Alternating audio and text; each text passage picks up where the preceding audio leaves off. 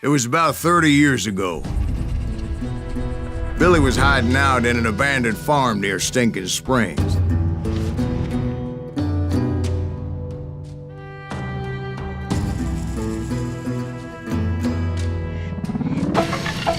I threw in with the kid because the man I had sworn vengeance on was riding with Billy's enemies. But before I tell you why I want that sumbitch dead, let me tell you what happened that day. I was heading back to the hideout when suddenly I had this funny feeling. Funny, haha? No, Steve. The other kind of funny. We're missing all. I knew those two morons would never let me through. I had no choice. Who's that?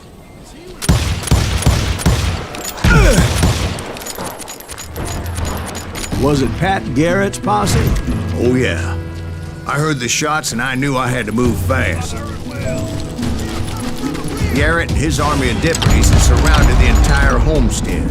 I decided to help Billy and the boys out of it. So that's just what I did. As the governor of New Mexico was paying for the kid's apprehension, Garrett was able to hire every gun hand in Lincoln County.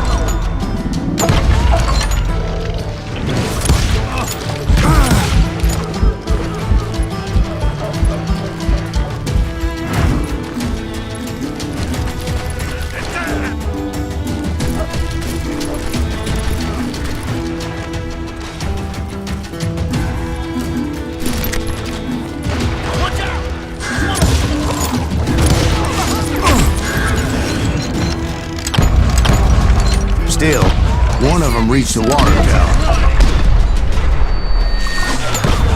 Not a bad idea. It would be a turkey shoot from up there. Garrett's men were running around like a bunch of chickens with their heads cut off. Luckily, these shooters Garrett hired weren't the sharpest tools in the shed. The right position is very important.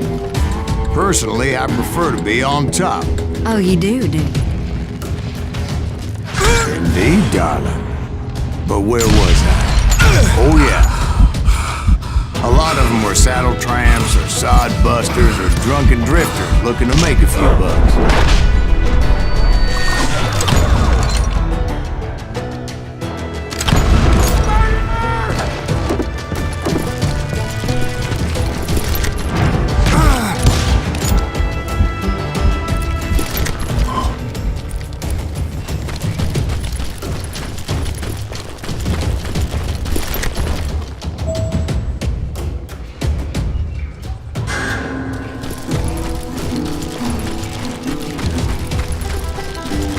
Then, I heard a friendly voice yelling at me from the window.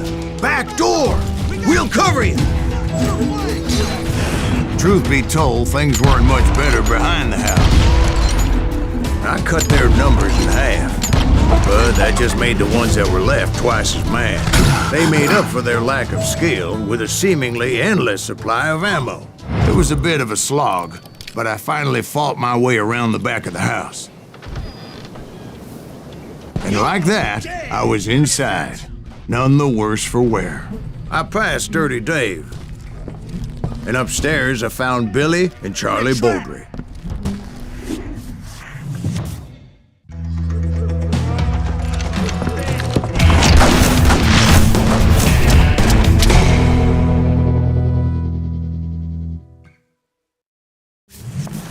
Billy looked at me and said, "About time, amigo. Grab a gun and get to the window." Wait, so you were friends with Billy the Kid? Yeah, sort of. Anyway, we were surrounded by dozens of deputized shooters who wanted to do us harm.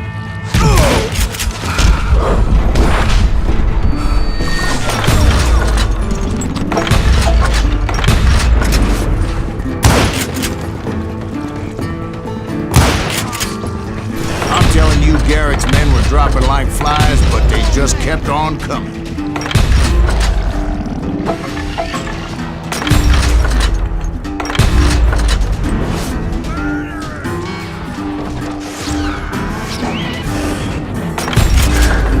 That's when Charlie got hit. "They're catching us in a crossfire," shouted Billy. "Get to the other side!"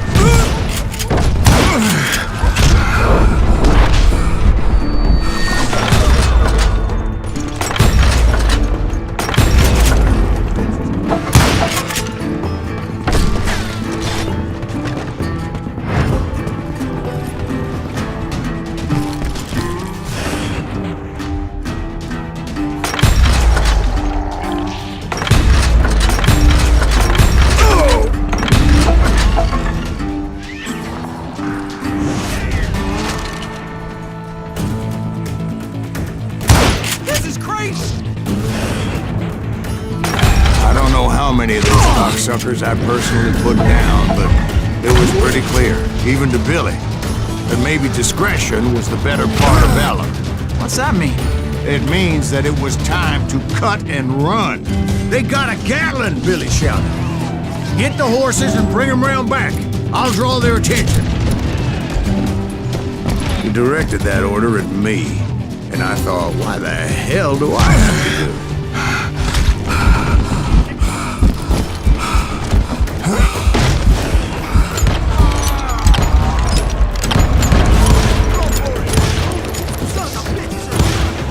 Many would have fled in my place.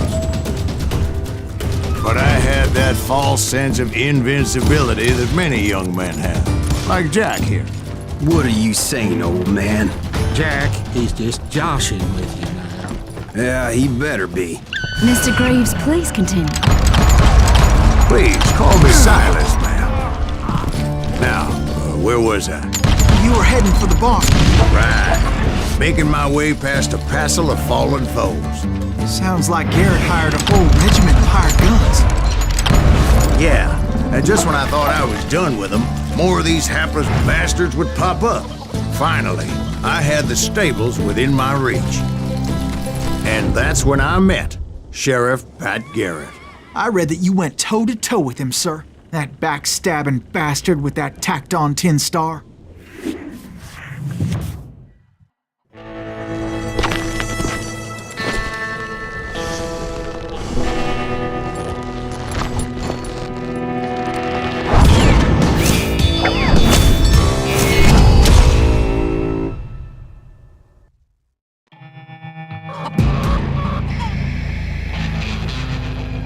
You challenged him to a showdown. You read that in a dime novel? It said he showed no fear as he took your measure with eyes like a rattlesnake.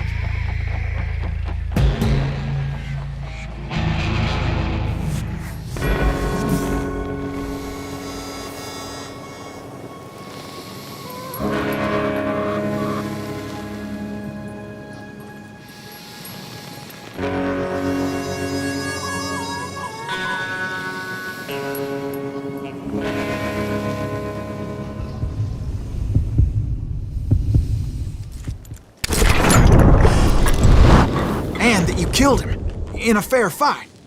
Is that what that penny dreadful said? No, boy. That ain't what I meant when I said I met Pat Garrett. So let me start again. I finally reached those damn stables.